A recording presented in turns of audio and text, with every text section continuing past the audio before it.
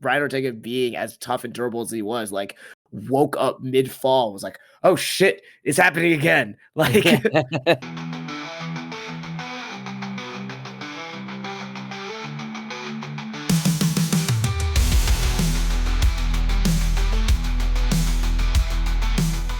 all right, welcome to another episode of Two Fight Fans, where we talk about all things in combat sports. I'm one fight fan, Colin. And I'm the other Stuart.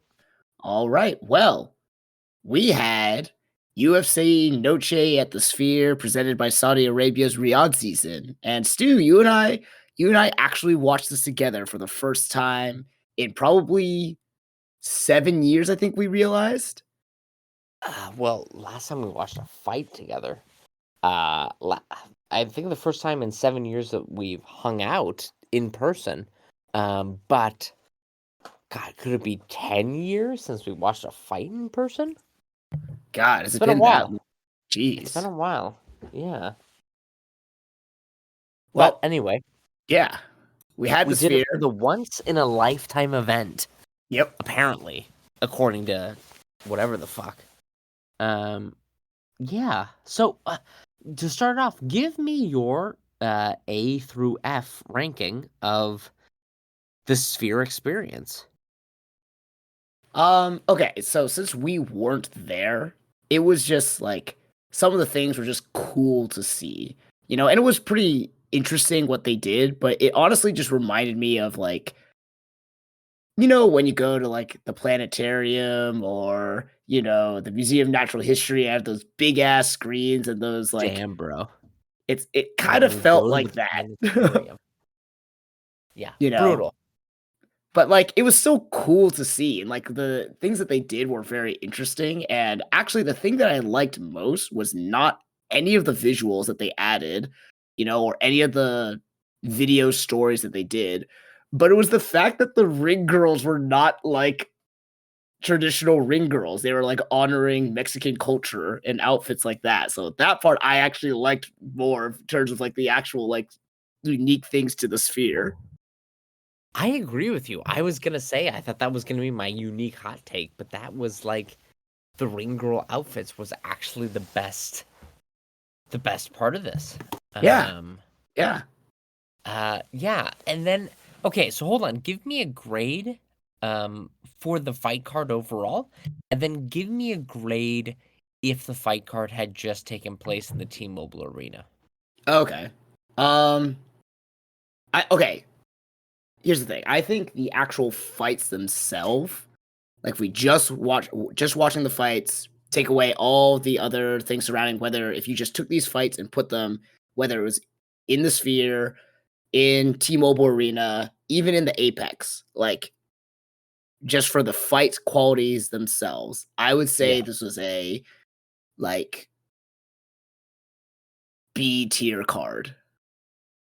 Oh wow, B tier though. That's decent. Yeah. I mean, it was like only a few of the fights were like pretty competitive and like exciting from that fashion, but a lot of them were pretty one-sided and kind of lopsided affairs. Oh, and the And main event and co-main event sucked ass. They were not entertaining fights either. that's what I mean. It's just like they were very clearly like, okay, like it was what you said before. Like the way this main event goes, it can only go of one of two very polar opposite ways. Either Sean Yeah. O'Malley gets an emphatic, knockout highlight reel win that we've kind of become accustomed to seeing him get, or Marab just like drags him down and makes it kind of just a battle of attrition that he will win. And it's like at the end of the night, whatever result it comes out to, it's like, yeah, of course that had to happen. And yeah, that's just like, so it was impressive in terms of like what Marab accomplished, especially given the differences in fighting styles and I guess popularity, you could say. But at the same time, it was like, I don't know. Like I've been trying to think I've been thinking all day, and yesterday as well about whether I should be more impressed by what Marab did or or was that just like how it was going to go down? Because Sean O'Malley had such glaring holes in his fight game, and Marab just happened to be the exact puzzle to fill said holes. Yeah, I mean, like, the 2 things that I would say about the Merab fight is if we're getting into that and away from the Apex is Merab now is 4 takedowns away from tying George St. Pierre's record for most takedowns in the UFC. Mhm.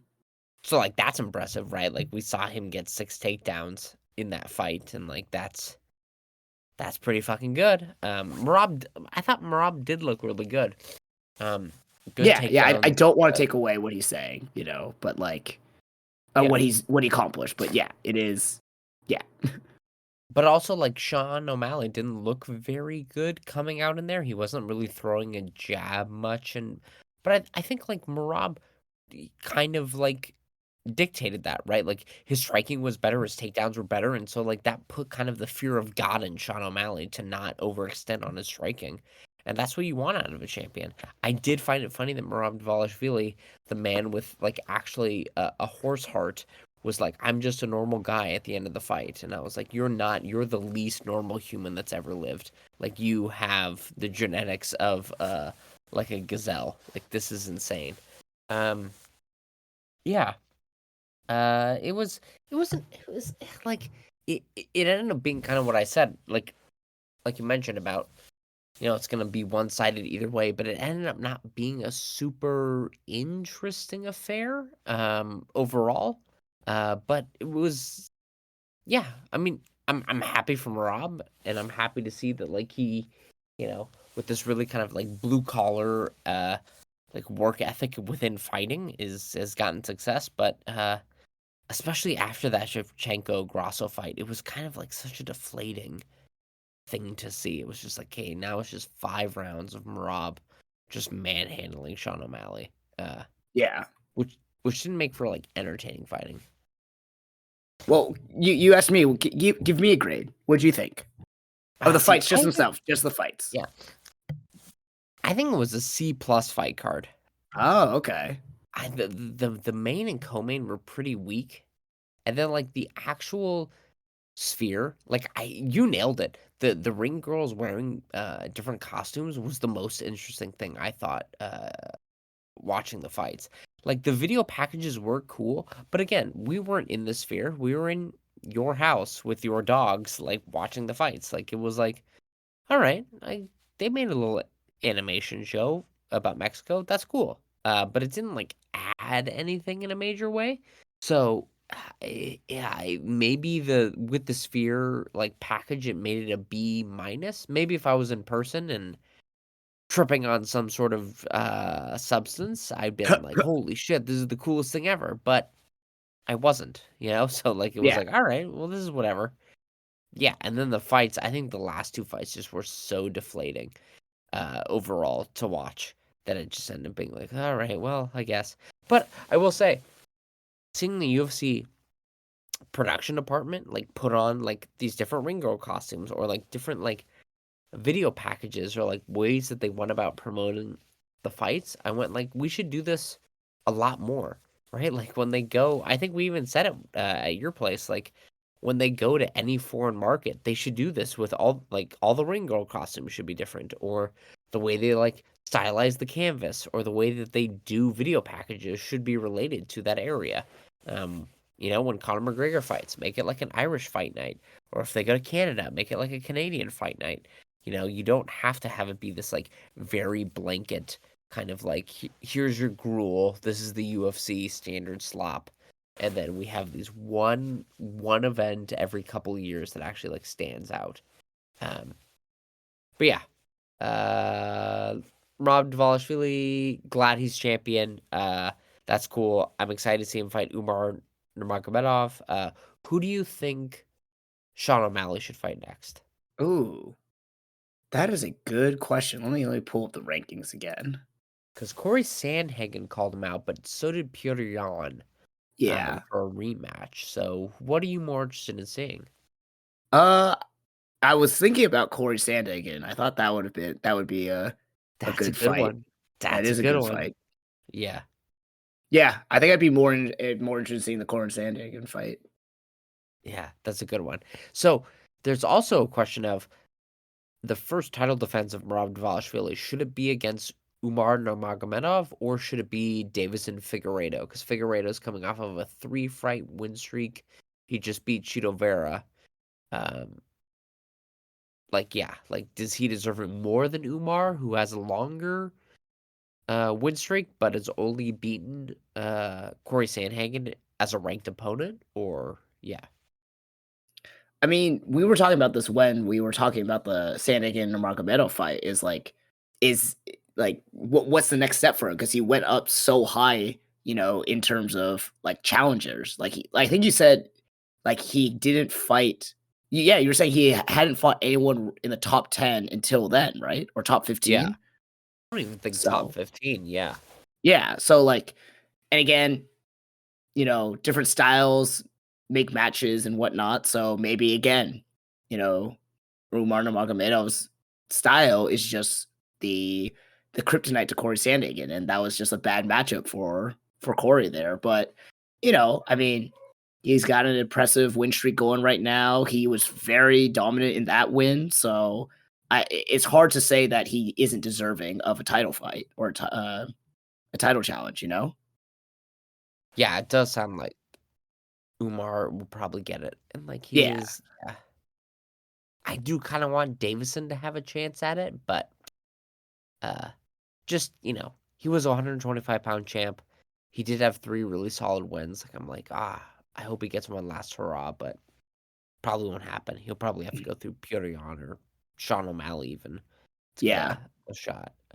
That might be, Yeah. that might be a good like number one contender. Like, okay, Sean O'Malley, you know, you just lost fight against this up and comer. If you can beat him, then you get another rematch. Or Days of Figueredo, this now shows that you're ready for that. Because Corey Sandhagen just came off a loss. Like Yeah.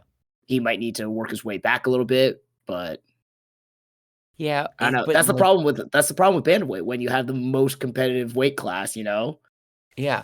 Well, it's also like none of the matchups in the top 5 or even the top 10 prepare you from Rob Dvalishvili, right? Right. Like nobody is this insane takedown machine.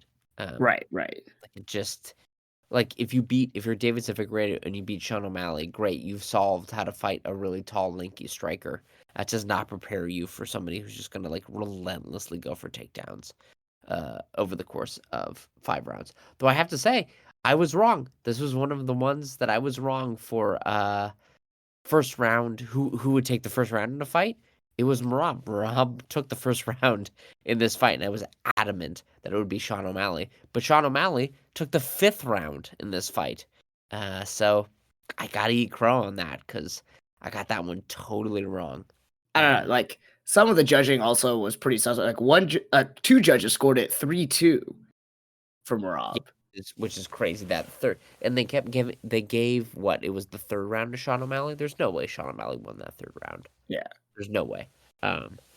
Yeah, no, he just went in. He did the same thing he's done to everyone else, right? Like it's pretty astounding. It's gonna be brutal when he loses eventually, right? Because it's like he's probably just gonna get the shit kicked out of him in 1 round, and then he just falls over. Because it seems that you can't go the distance with this guy overall. Yeah, I Uh, was actually, when you were talking about, I think when you were leaving that night, just when inevitably Marab starts to slow down because of age or wear and tear or whatnot, like his style will completely fall apart. yeah, And we're kind of like the we're getting fighters now close. have gotten like so athletic and kind of going in certain areas where that's kind of how it is now. It's like everyone in the UFC, if you're going to be at the top level, you're kind of like a running back in like you've got a very small amount of time to like make a push to be very dynamic and very explosive. But then like once you hit that cliff, it's like a steep drop off, where maintaining the cardio or maintaining the sharpness and the speed, like I don't know like what sort of dynamic styles that would get you to the championship level. can be sustained for, a long period of time. I'll I tell you guess who's long is got it. relative. Jose Aldo, the same division. He's about to fight coming up, right? Like he's in the top 10. That dude, that dude's style, everything about him. It's lasted a long, long time. Yes, but we were also very, very concerned about his last fight. We thought like, okay, this is his last fight. Who knows what's going to come out? And he surprised both of us coming in. You know what I mean? So, and also when he fights again, which Oh, Jose I'm Aldo are we picking going to Jose. see? Dude, I'm writing Jose, ride or die. I think he's got this thing. All He's right, all right, Yeah, no, he's good. We don't need to worry about Jose. Jose's okay, gonna be here for eternity. Um, okay, okay. yeah. I think you're right. Like, the athletic primes of these guys end up being a little bit shorter, and the athletic dynamism. It's again, we're running into this instance of like, are the champions just worse than they used to be? Because they're relying on a certain level of athleticism or a certain kind of meta in each of their divisions. Right, Marab is definitely an athletic kind of dynamo in that, especially the cardio. And once that starts to fall off, he's done. But he can probably have a couple more title defenses with that. So it'll be interesting to see. Um, yeah, I think what do you make of so apparently in the fourth or fifth round, Tim Welch, the coach of Sean O'Malley, said as Sean O'Malley came back, only a round or two more of this. Right? He like almost like consoling his fighter. What do you make of that? Because there was a bunch of I don't know, consternation online about that type of advice. Yeah, I saw that, and I think I have to watch it again from like to get a more greater context because in that one clip or in that one screenshot, it does look like it can be taken out of context in that it's like, hey, you just got to hang in there, and Sean O'Malley looks a little defeated, like he just couldn't get his motor going, just couldn't implement the game plan. Everything that he prepped for is just like falling flat. It could definitely be interpreted that way, but I don't know. I mean, it could also be interpreted as like, hey, there's one more round. You got to go for it here. And I don't know what if this coach is like that kind of exuberant personality where they will be like in your face saying like you gotta take this guy out, like it's do or die, one of those type of things. Because Sean O'Malley doesn't seem to be that kind of personality that needs to be riled up in that way. Yeah.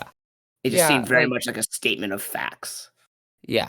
And like I do wonder, I don't know if Sean O'Malley, I mean, he's been prone to injury. Maybe he came in with an injury and it was like don't worry, you only got to make it one more. I don't know if that's the case, but uh yeah, it seemed like Sean O'Malley kind of was mentally defeated, which is what happens with Marab's opponents. So it was. Yeah, I don't know. I didn't know quite what to make of it, so I wanted to ask you about it because I was like, yeah, well, what do you think he was implying by that? But yeah.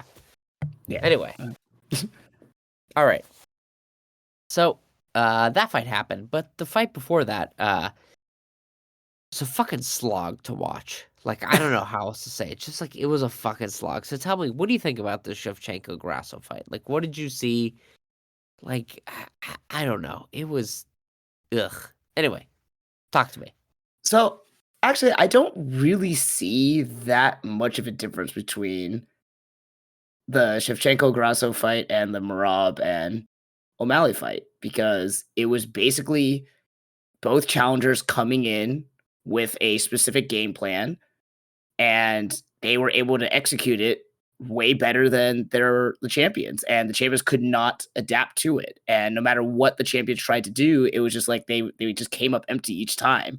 And unfortunately, the strategy was basically just to lock them down and like just hold them there and not necessarily like do a significant amount of damage or threaten too many submissions. Like there were like a handful of times I think where maybe Shevchenko like was threatening a rear naked choke, but was only with like 12 seconds left, in the round. And same with Marab, like getting in that like guillotine and then inexplicably letting go with like 3 seconds left in the second round or whatever it was. Like, Yeah. it basically just seemed like they came in with a strategy to basically neutralize any sort of advantages that the champions had, and their strategy was just boring, and it wasn't they didn't come out their plan was not to have like an exciting, emphatic win. It was I'm here to get the championship and I'm gonna do whatever I can to get a win. And I don't really care. Like this is like whatever it takes, whatever means necessary. They don't care like how it's done. It's just they gotta get it done. So they both employed very similar strategies. So I I can't mean, see one as less valid or less entertaining than the other. They both kind of that's the thing. Like it wasn't like in a super exciting fight, but I'm still impressed by their strategy and their execution of it, I guess. well, okay, so 2 things that I think are a little bit different is, like, Okay.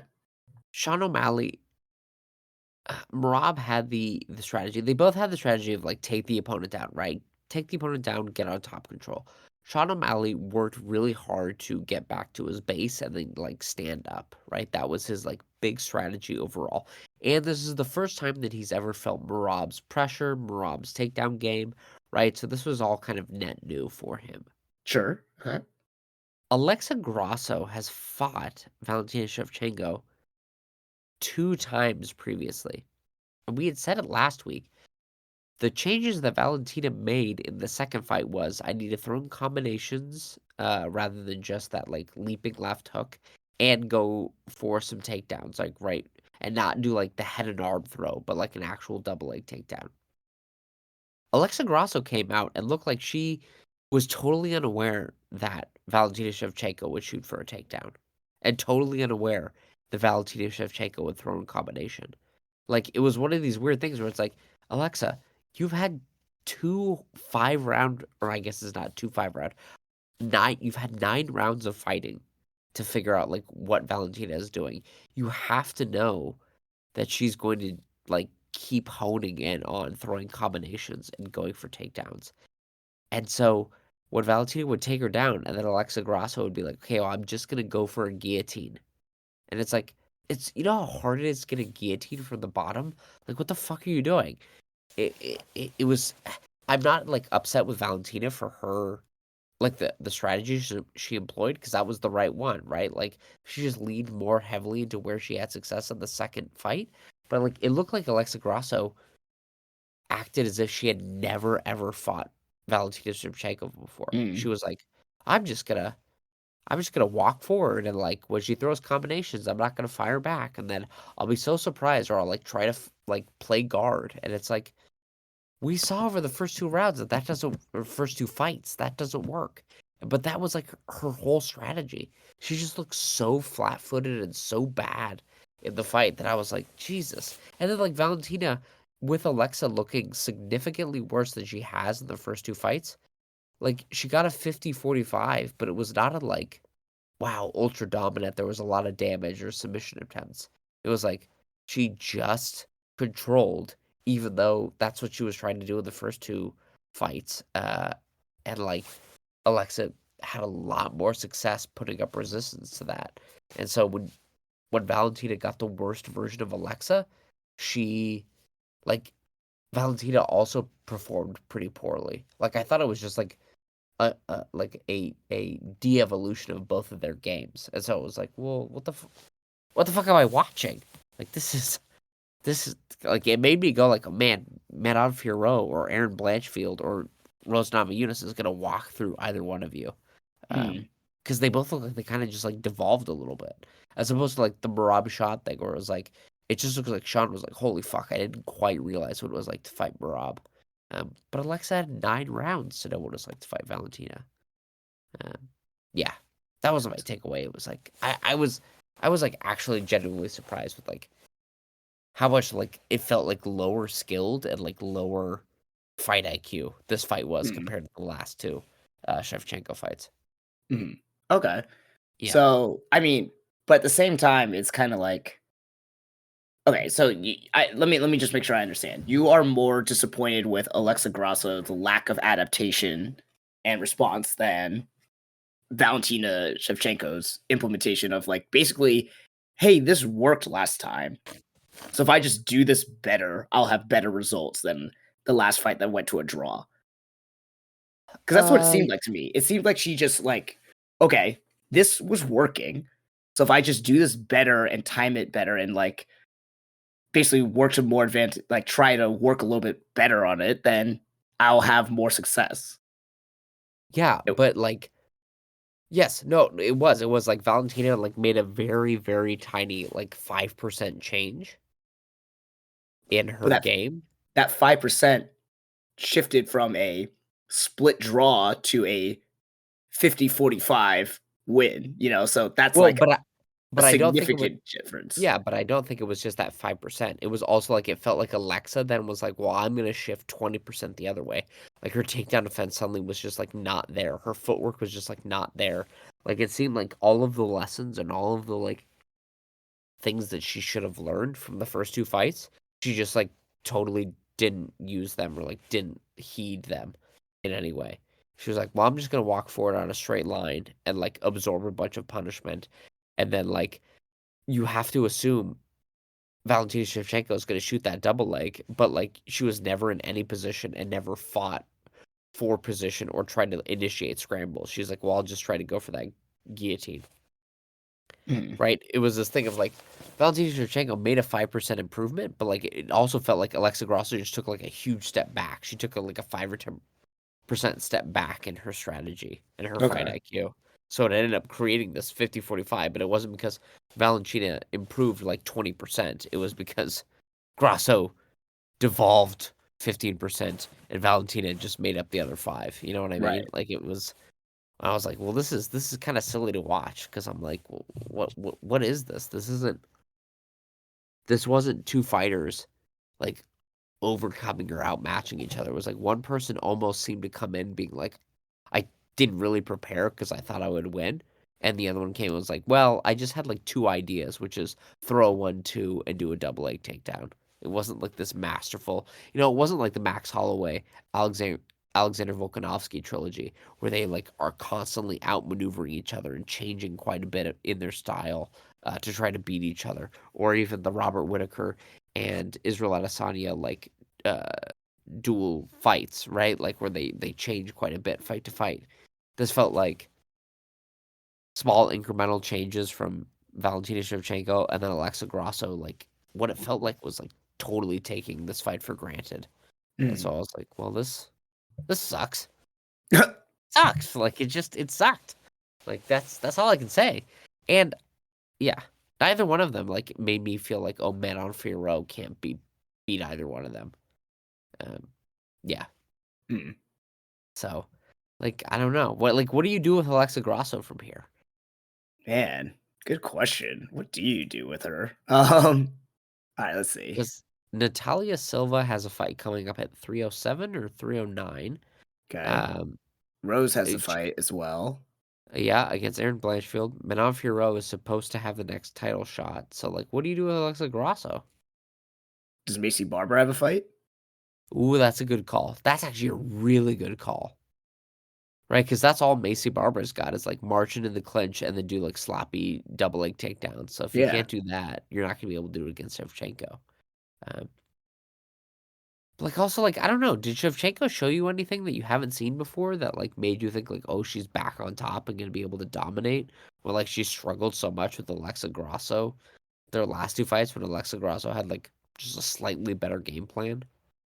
No, I think this wasn't so much of a like impress or unimpressed thing with in terms of her like physical capabilities, especially given her like older age now. Like she's 37, right? Like for fighting, that's a decently you're Yeah, getting up that's there, true. you know? Yeah. I think she's 36 actually. But Okay. still, like she's I getting I think post just 35. I'm more impressed with her overall game planning and tactics that she employed because yeah, she's not as she's still pretty fast, but maybe she's not as dynamic or not as explosive or have the cardio that she used to when she was like earlier on in her reign. Uh-huh. So employing new strategies and new techniques to help mitigate some of those things, I think is pretty smart. you new know? strategies though, like a double leg and a 1-2? Well, That's not she didn't eh, do a lot of that before, you know? sure.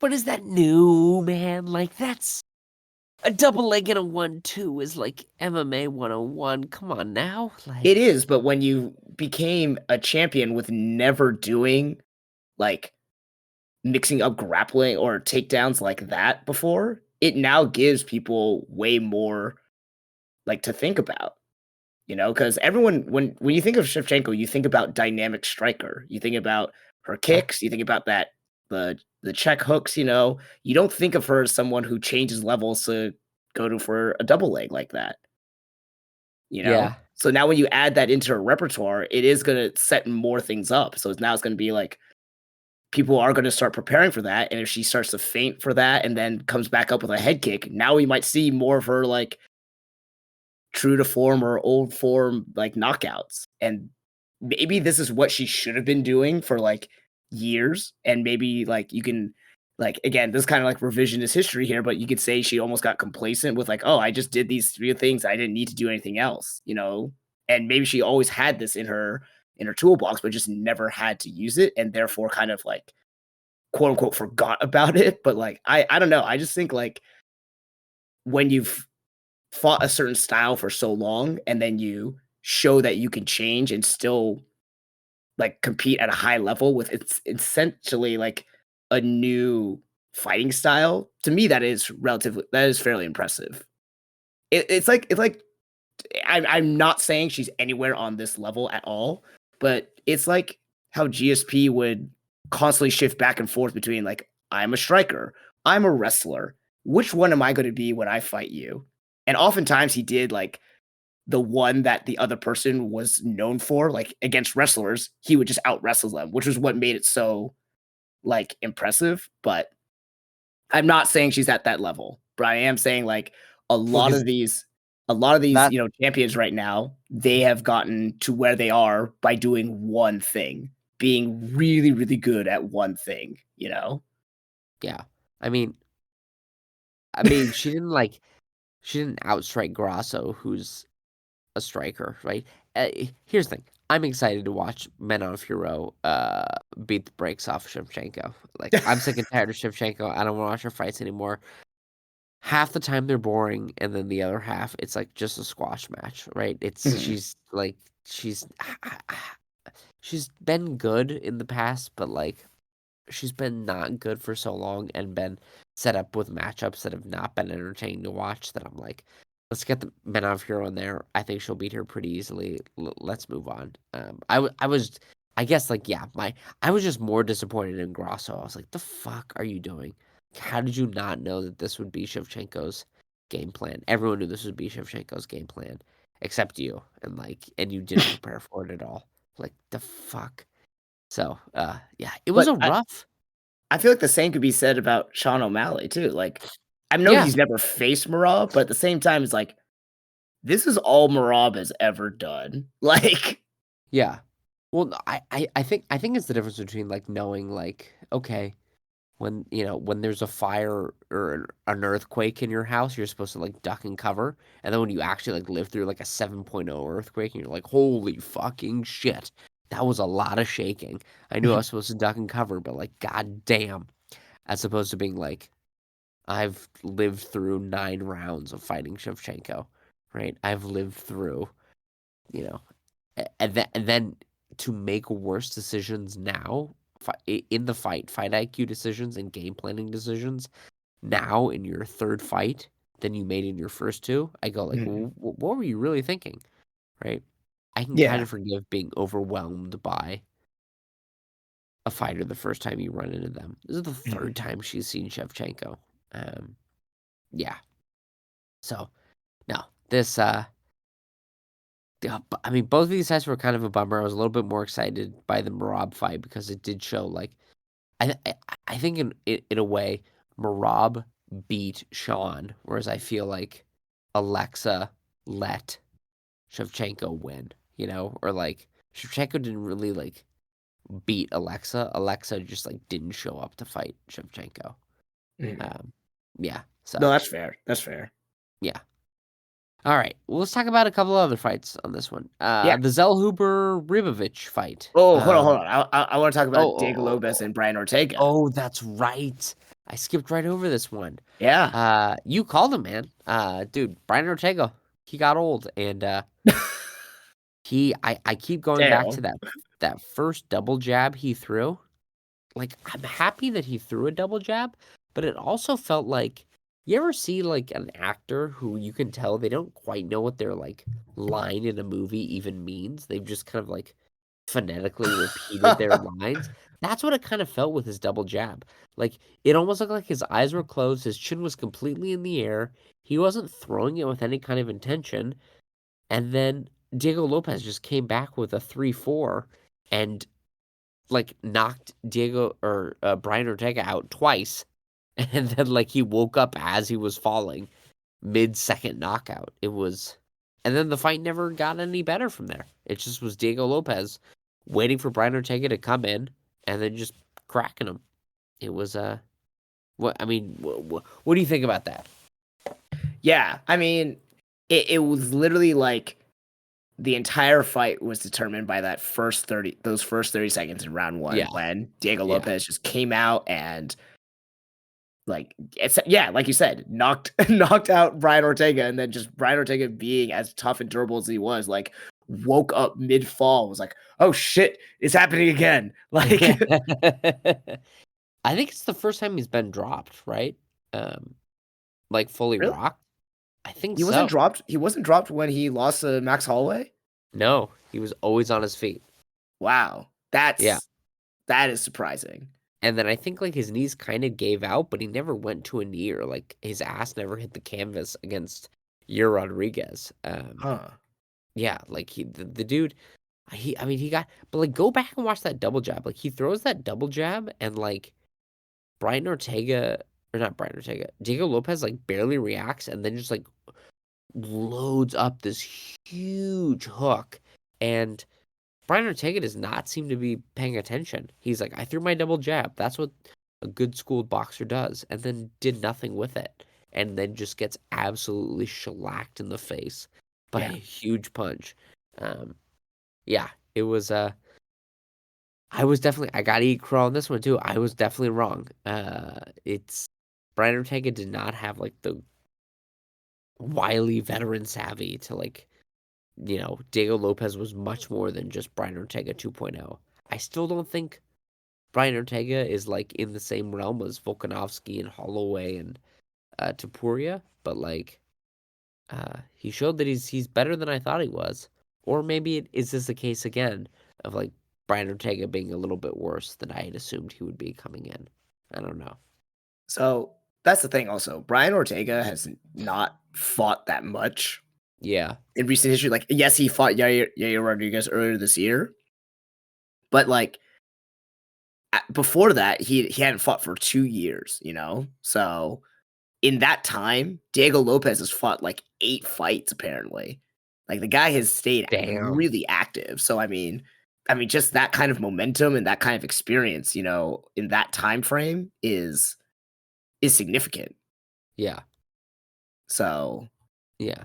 Did you see anything in this fight though that, because he's the number one contender now, so he's gonna fight Topuria or Max. mhm. Did you see anything in this fight that makes you go like, "Ooh, I'm a little bit nervous," or do you? I guess that's, yeah. Not to make it a leading question, but like, did you see anything that made you go like, "Oh shit, he's got a shot," or were you like, "Meh, all right, he'll be." So one, I thought his striking and his overall control was like very solid and very strong. He does have a tendency though to gas himself out, whether that's just the volume that he throws that he's not used to, or just the excitement and just kind of like pops him over or what. I don't know. But he in both the Ortega fight and the Dan Ige fight, he looked at multiple rounds like he had just gassed himself out. Like he was not anticipating that the person would still be standing, and I don't think he has the explosive knockout power to necessarily take out Topuria. He is huge though, and Yeah, I have to compare him with Topuria because Topuria seems more like your like featherweight size, Yeah. And so like he could potentially just weight bully Topuria, but also Topuria apparently is like his you were saying his like original style was jujitsu, right? Like he's a Yeah. jujitsu black belt and Uh-huh. like he just And like happens to have been knocking people out left and right. So against someone like Max, I think that could also really be his downfall because Max has the cardio to go like 10 rounds and to yeah. continuously output like his volume in those 10 rounds. So like that does concern me a little bit for him.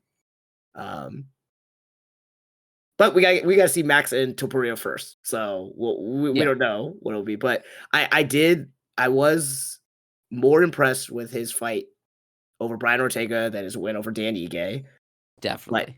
but definitely the cardio still seems to be uh his big kryptonite right now.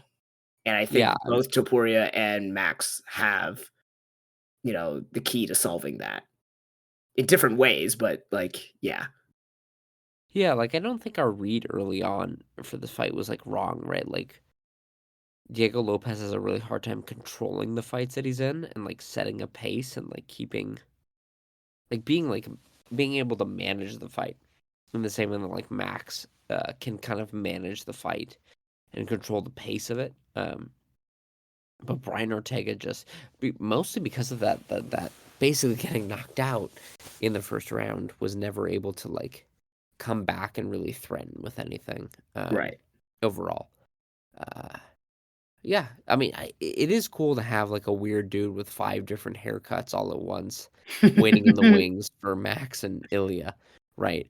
And to kind of have the retirement of that old guard of Brian Ortega, right? Brian Ortega really reminds me of Alexander Gustafsson at light heavyweight, where like there Oh, was John Jones and there was Daniel Cormier, but like Alexander Gustafsson like gave them both really hard fights and was always able to like be that like third contender in the division that if those other two people weren't there, probably would have been champion, which is like a weird thing to kind of like think about and say.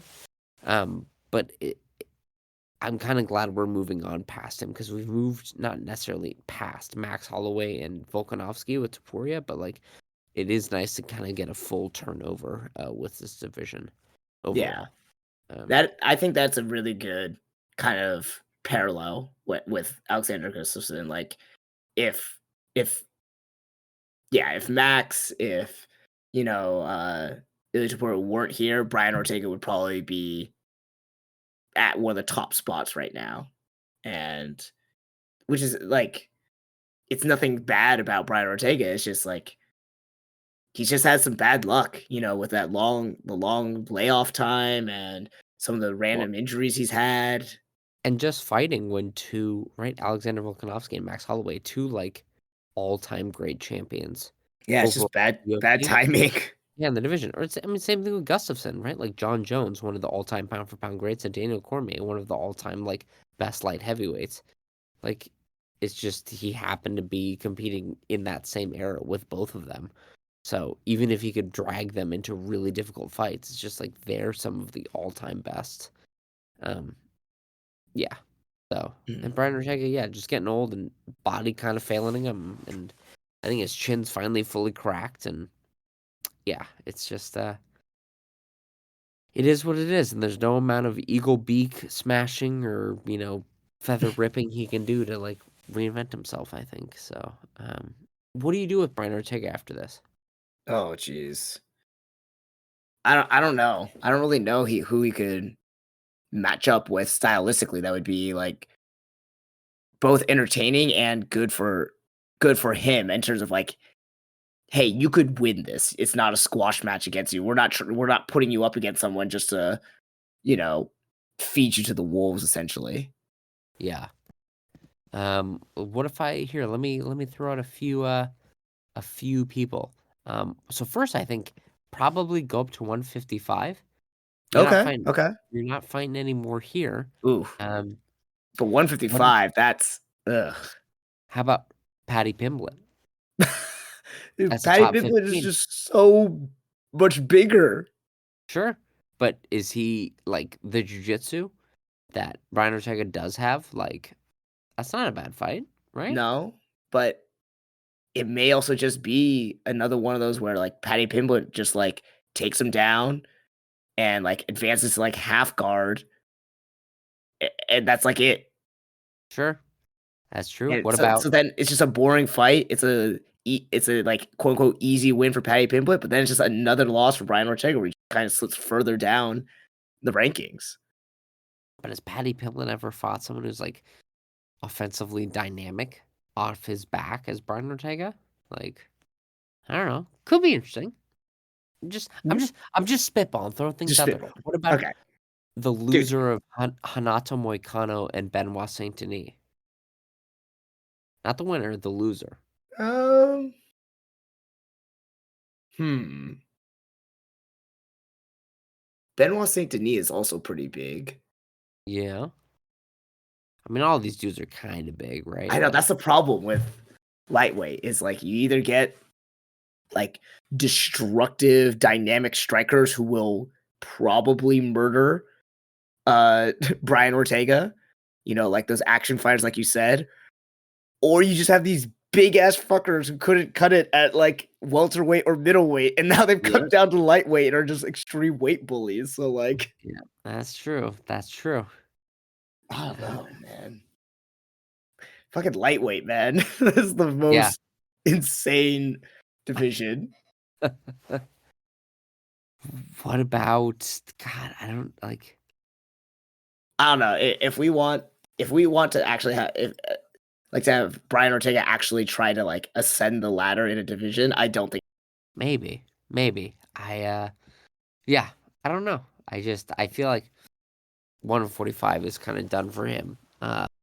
155, maybe he could get some fun fights there. Um, but yeah, I don't know. I mean, I'm sure he can get fun fights at 145. He could fight Edson Barbosa, or he could fight, some of the people that are just outside the top 15. Mhm. Yeah. Anyway, all right. Last two fights on this card. Zellhuber and Ribovic. We were Yeah. kind of watching this fight. This was, I don't know. What do you want to say about this? People are saying this is fight of the year. What did you think? Fight of the year? Yeah. No. It was, like it was exciting in that it was, like basically both of them just said, like, "I'm not gonna have defense, and I'm just gonna Yeah. throw," except for when Ribovic was, like, basically rope-a-doping while he was fucking knocked out in the last Yeah. round, like, but aside from that, both of them were just like, let's just trade punches, but it was also, Yeah. like, not super skilled Yeah. in that it was basically just both of them, like, "We're just gonna have courage right now." So, like, it's entertaining in that regards, but again, you take any of the action fighters at lightweight, and they're gonna punish them for those kind of trades, you know? Yeah. Yeah. So, it was entertaining, but it's not gonna from a skill standpoint, from a standing standpoint, it's not gonna I don't think it's gonna be something that's like no, yeah, no, not fight of the night or fight of Yeah. the year. Yeah. It was It was. entertaining. Yeah. I will It say was. it was a good this one and the flyweight one before it, if you wanna play into stereotypes and, like, things surrounding this card, it was a good display of Mexican fighting spirit. Oh my god. It was a good display of Buffalo Wild Wings parking lot spirit, is what it was. It was. It was two dudes swinging a bank in a Buffalo Wild Wings parking lot. It was like you said, like there wasn't a huge amount of skill or like Yeah. technique involved. It was just I a will lot of say, heart. though, Ribovic was basically knocked out at that last bit, and Was it Ribovic or Zellhuber who was knocked out at the last bit? oh, no, The it was Zellhuber, Yeah, yes. Zellhuber. Yeah, yeah. It was yeah. And same with like kind of the Ode Osborne and the Yeah, who did he fight? Right, that was one of those. Rodriguez. Yeah, just kind of a slobber knocker back and forth. Yeah, yeah. Um, so that was entertaining, kind of. One Any one thing I wanna prelims? point out on this Oh, card, I think this is the only fight in recent history or card in recent history where the entire main card went to decisions. Oh, is that right? Oh, yeah. All 5 went to decision. I don't know. We'll have to look that up, but, Well, I'm looking it back right now, and it all of was the recent cards have had at least one knockout or submission. Like, I'm going back. I'm at UFC 302 right now. Yep, that one had that's what I'm saying. This was kind of a C plus card, but and then, like, the the Sphere atmosphere maybe gave it a B minus. Mhm. It was yeah, I don't know. It was kind of a weird fight card because, like, so much of the attention was paid on the Sphere thing, and then I was watching it, and I was like, "This is cool," but, like, this and I am really glad that the UFC is trying new things and, like, trying to do something unique, but I also was like, "This actually didn't add as much to my enjoyment of the fights."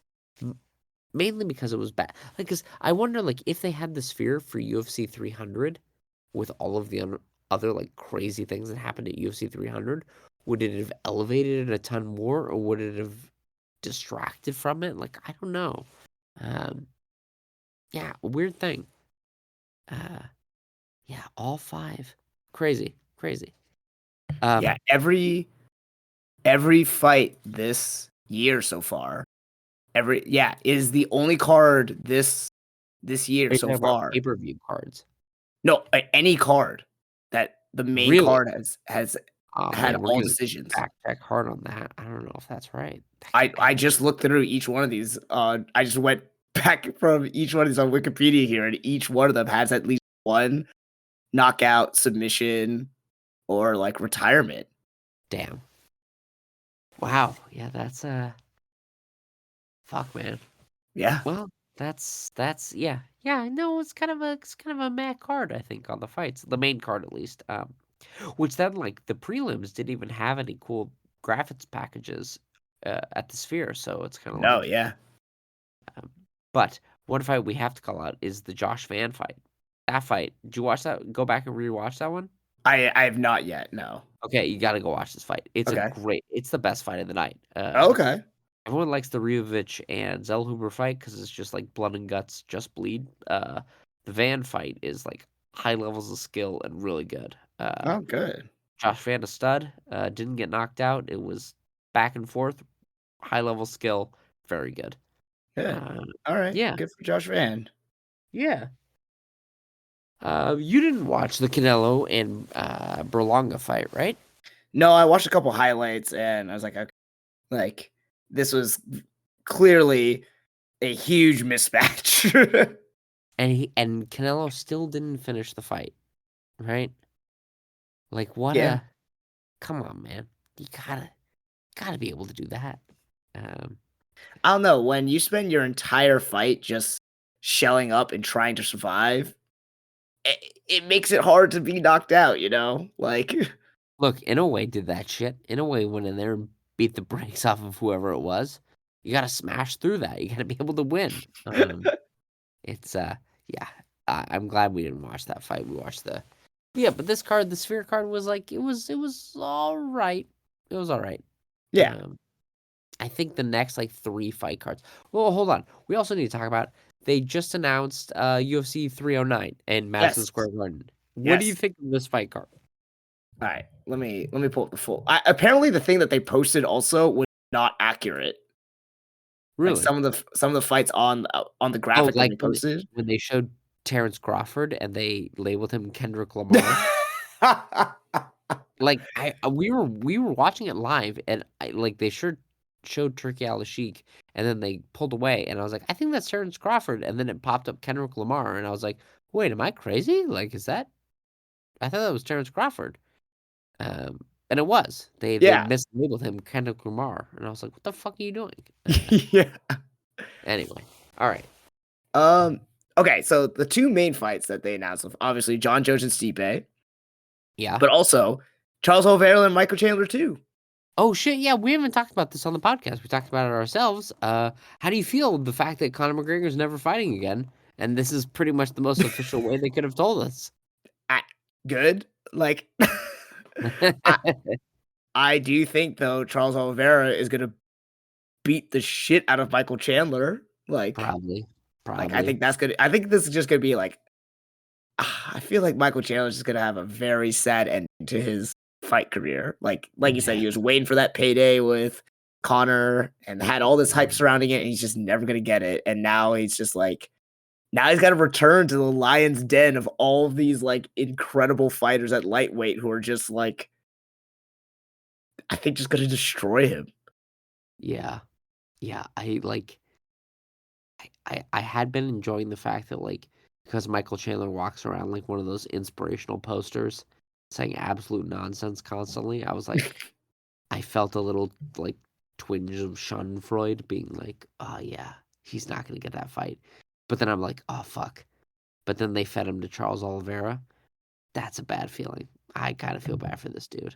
Yeah, Um, that's. yeah. Oh yeah.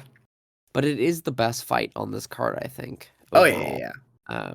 Because John Jones Stipe, who gives a shit? That's two geriatrics fighting on a pickleball court. I don't give a shit about that. Uh, this Damn. is good. It's true, man, dude. They're fucking old. Like, and like, who cares? We all know who the real guy is. It's Tom Aspinall. Like, why are we doing this shit? Bo Nickel versus Paul Craig.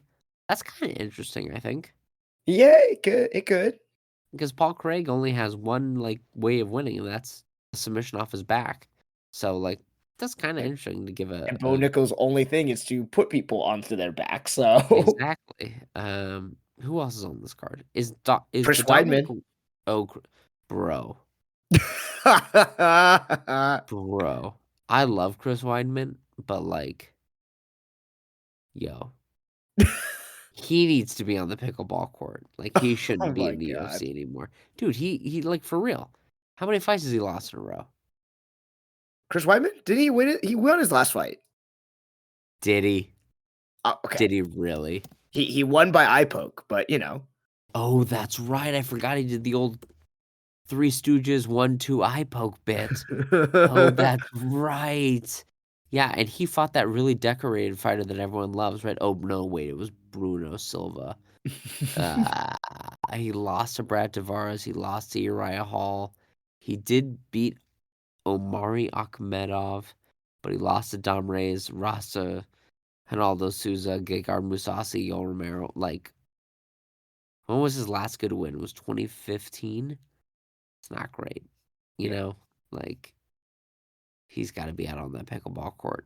Love me some Chris Weidman. He's also 40, right? Like, Jeez, come on, yeah. guy. Uh, yeah, this is gonna be a bummer. All right, all Um, right. Question for you. yeah, Give me a likelihood, a percentage. How likely is it that either John Jones or Stipe pulls out and then they scrape the heavyweight fight? like entirely. Yeah, because I bet you if Stipe pulls out for whatever reason, injury, whatever, or John Jones gets arrested for another DUI, Yeah, whatever, like that fight's just not gonna happen because who are they gonna fight? You know, yeah, like if Stipe pulls out, then that means John Jones has to fight someone who is more dangerous, like Tom Aspinall or Alex Pereira, and yeah, I don't think he's gonna do that. yeah. You know, if John Jones pulls out, what the fuck is Stipe gonna do? He's not gonna fight for a second interim head. Like what? Like come on, like no. So Ooh, that's a good. So I say that there is a 3% chance that this fight gets canceled. Very small chance because oh I think Stipe will come. Stipe could be in the midst of having a stroke, and he'll still walk out for this fight okay to collect the check. John Jones, I think, is more likely to pull out. But here's the thing: I think if John Jones does pull out, they will do Tom Aspinall versus Stipe and just call that the undisputed title because I oh assume Stipe will be able to use that to negotiate a bigger payday, which feels like this is kind of all that he's here to do is collect that payday. Whereas John Jones is so like in his head about like his legacy as legacy GOAT or whatever the fuck that like he wouldn't take the fight against Tom Aspinall. right. Um, but I think this fight goes ahead. And like it might be one of those instances where like one of them walks out and it's clear that their whole ACL is exploded and they immediately like butt scoot towards the other guy. Like it could be I think it's not going to be a very good fight. I think it's gonna suck. Yeah. It's gonna be probably a blowout. Yeah, yeah. Anyway, what a weird card. Because like on paper, it's got like name value, but then you like look at it, you're like, ooh, yeah, it's like Mike Tyson versus Jake Paul. It's like I don't need to see Mike Tyson fight. I haven't even seen Mike Tyson fight for 30 years, right? Like that's not. This is not the time for him to be fighting. Mhm. Um, yeah, yeah. What a bummer. Yeah. Anyway, what a weird. I don't know. I kind of came away from the Noche card feeling like what a weird UFC event to have happen. Um, You know what I'm most disappointed about the Noche event? None that of they our did. sphere predictions came true.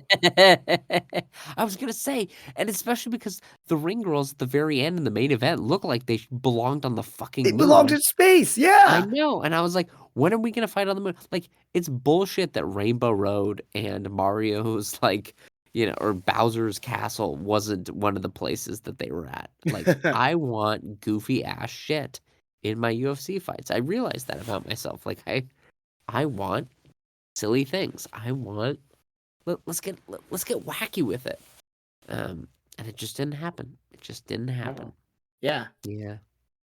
And no holographic Dana Whites. Like nothing. I know.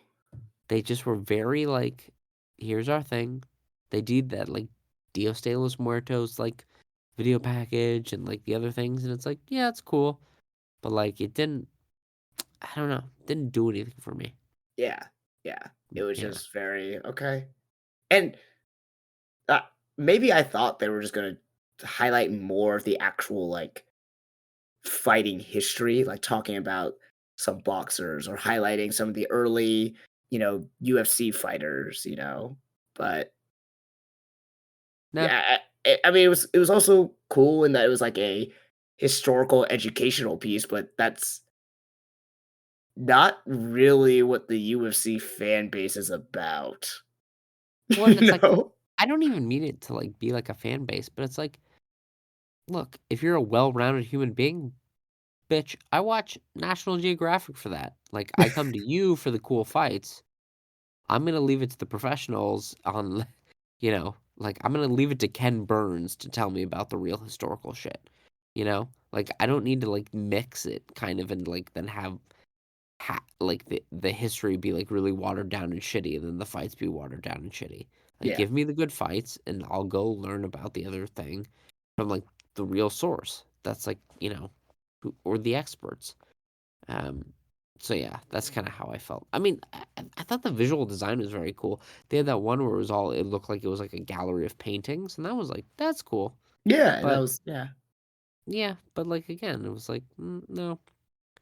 I almost how it feels weird because this is the thing I'm like very against. But like, what if it was just like a giant Dana White fighting Godzilla?